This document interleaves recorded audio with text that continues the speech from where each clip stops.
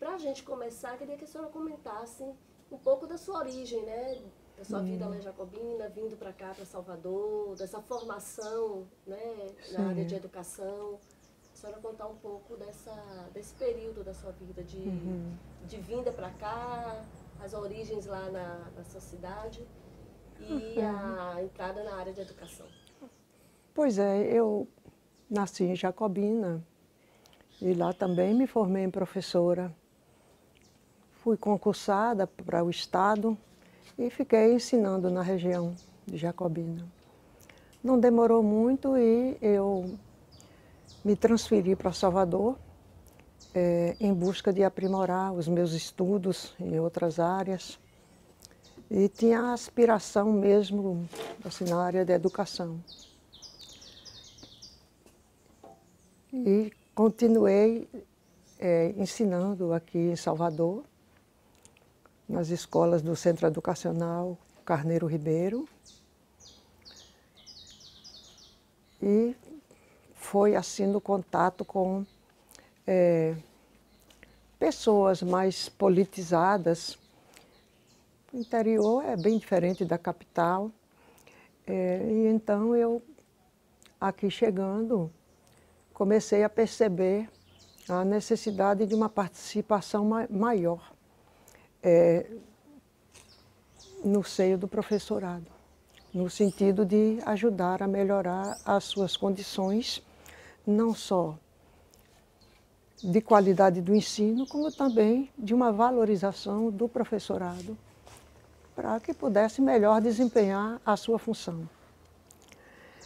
Então aqui eu conheci um cidadão por nome Luiz Contreiras, com quem eu me casei, e que era uma pessoa assim muito politizada.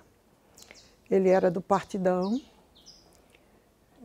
o antigo PCB, e então foi uma pessoa que me abriu os olhos para o mundo, para a política, e que me ensinou muito a pensar. Então, com esse apoio assim, dele, nós já estávamos casados, tinha filhos. Então eu tive uma participação bem assim, atuante no órgão de classe, que congregava os professores aqui na Bahia, ainda não tinha sindicato. E então eu ganhei um certo destaque nessa luta. Foi quando veio 1964 e eu era candidata à presidência desse órgão de classe chamado SUP, Sociedade Unificadora dos Professores Primários, do estado da Bahia. Coincidentemente, foi em 1964 que aconteceu o golpe militar. Naquele dia, eu estava com toda a categoria. Nós recebíamos dinheiro, ainda não tinha essa coisa de contra-cheque. Nós recebíamos o dinheiro na boca do cofre. Então, havia uma aglomeração assim de mais de 1000 professoras. E, de repente, os pagadores começaram a retirar das nossas mãos as folhas de pagamento, porque a gente assinava e tal. Então, nós não entendíamos, não entendemos naquele momento o que era que estava acontecendo. Então decidimos fazer uma caminhada até o Palácio da Aclamação, que era nessa época a residência oficial do governador.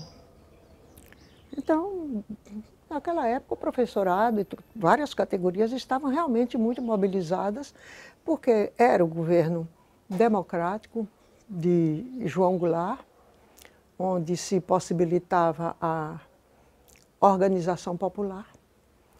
Se estimulava também muito isso. E então, não deu outra. Nós fomos encaminhados ao palácio sem saber o que estava acontecendo.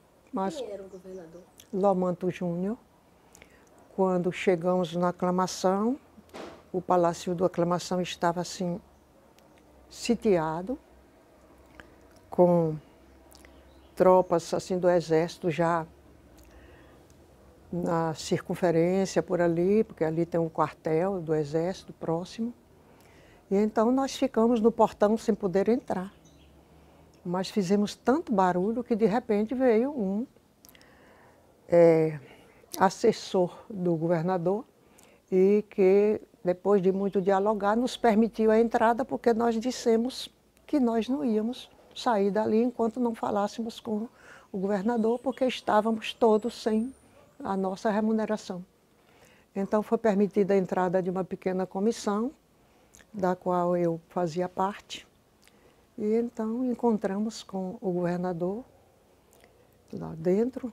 Ele estava numa situação muito difícil, porque ele teria que se definir de que lado que ele ia ficar,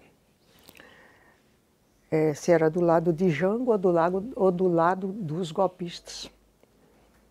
Então, ele nos recebeu, assegurou que mandaria fazer o pagamento, que nós fôssemos tranquilamente para casa, que a situação era muito difícil, que havia em andamento um golpe militar pela deposição do presidente da República, mas que mandaria nos pagar daí a 48 horas.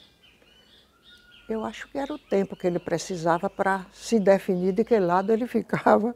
De repente, como todos sabem, ele ficou com os golpistas mesmo. Isso foi mais ou menos em que época? Foi em março mesmo?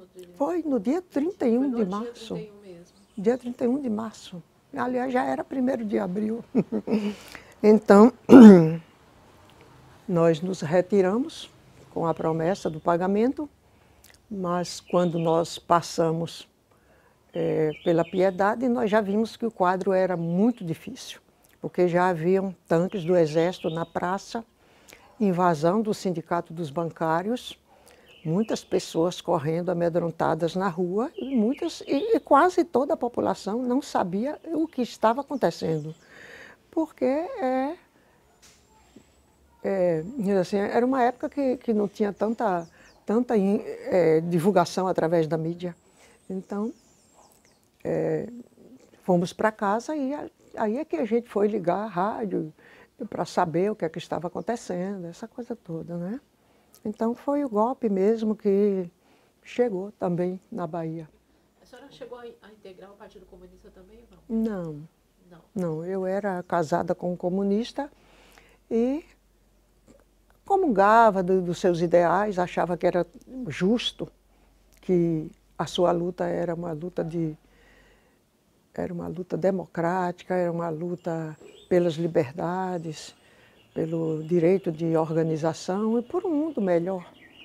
Não é? Então, eu comungava desses ideais, sempre. Mas a senhora não tinha essa... Fui considerada, assim como uma linha auxiliar, como eles chamavam antigamente. Eu sempre estive ao lado do meu marido em todas as situações. Sim, mas a senhora tinha Integrar mesmo o Partido Comunista, não.